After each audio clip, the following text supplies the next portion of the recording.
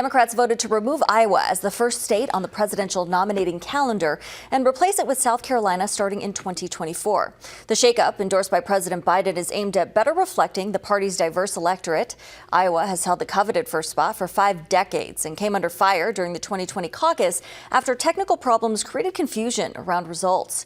The change still needs to be approved by the full DNC next year, but they are expected to do so.